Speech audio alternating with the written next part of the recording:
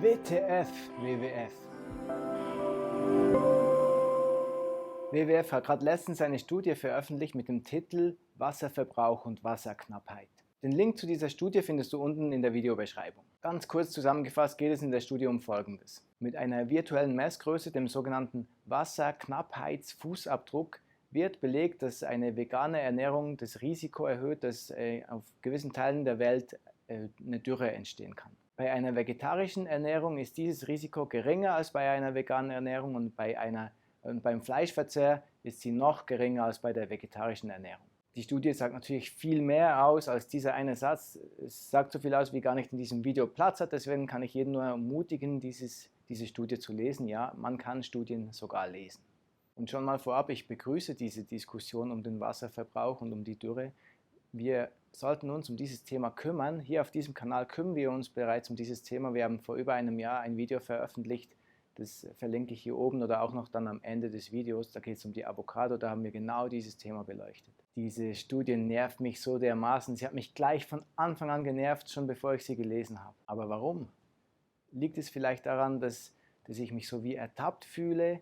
Oder dass ich mich schuldig fühle, weil ich selber ja ein leidenschaftlicher Hobby-Veganer bin? Liegt es vielleicht daran, dass ich die Wahrheit nicht vertrage, wenn sie nicht in meine Weltanschauung passt? Oder nervt mich diese Studie vielleicht deswegen, weil ich die ganze Zeit dachte, ich mache was Gutes mit der veganen Ernährung, dabei mache ich in Wirklichkeit was Schlechtes? Nichts dergleichen.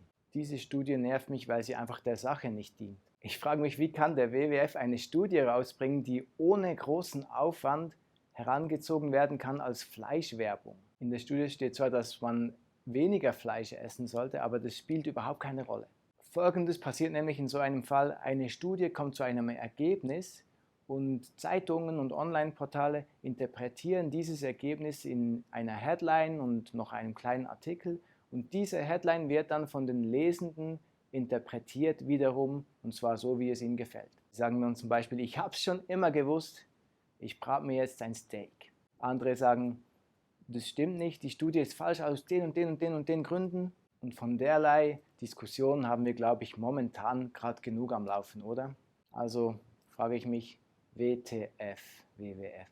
Ihr müsst doch genau gewusst haben, dass das passiert. Was steht zum Beispiel in 20 Minuten? Laut WWF-Studie, Doppelpunkt. Veggies sind beim Wasserverbrauch schlimmer als Fleischesser. Das ist natürlich vollkommener Quatsch. Und das steht auch überhaupt nicht in der Studie. Ich frage mich, warum so eine Studie? Wer hat die finanziert? Hätte man das vielleicht auch anders angehen können? Ich frage ja nur. Es kommt mir so vor, als wäre ganz am Anfang folgende Aufgabenstellung im Raum gewesen. Wie kann man die vegane Ernährung schlechter aussehen lassen als die vegetarische oder die flexitarische? Ich würde mal sagen, das ist gar nicht so einfach. Also in der Reihenfolge. Flexitarier schneiden am besten ab, Vegetarier am zweitbesten und Veganer am schlechtesten.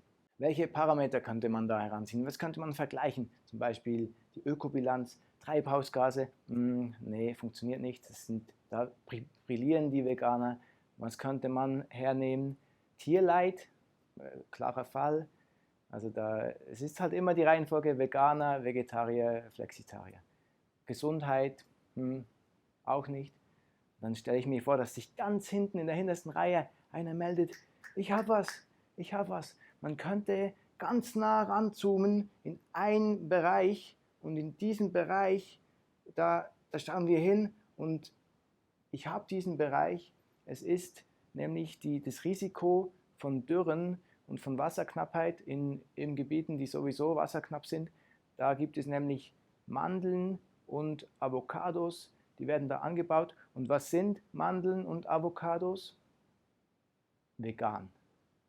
Schulterklopfen, High Fives. Es geht so zu und her wie im NASA-Kontrollzentrum, wenn sie irgendwas auf dem Mars gelandet haben. Freude. Man hat endlich diesen einen Bereich gefunden, und wo der Applaus schon so langsam abflacht, aber immer noch da ist, meldet sich wieder einer: Aber hey, wartet mal. Also Mandeln und Avocados wird doch auch von Vegetariern und von Fleischessern gegessen. Und der wird natürlich gleich rausgeworfen, dieser miese Peter, der in jeder veganen Suppe irgendein Haar findet. Und so ist diese Studie entstanden, glaube ich. Also ich weiß nicht, wie sonst. Man hätte das doch ganz anders angehen können. Hätte man diesen wichtigen Missstand nicht so kommunizieren können, dass er nicht der Bratwurst-Community mit seinen vorgefertigten Meinungen in die Hände spielt, hätte man das Problem nicht so beleuchten können, dass wir alle Teil der Lösung werden können, anstatt dass sich der Veganer in der nächsten Diskussion erstmal erklären muss und mal sein Verhalten erklären muss, wie er einfach so egoistisch handelt mit seiner Ernährungsweise und überall auf der Welt Dürren provoziert oder in Kauf nimmt, hätte man schon machen können.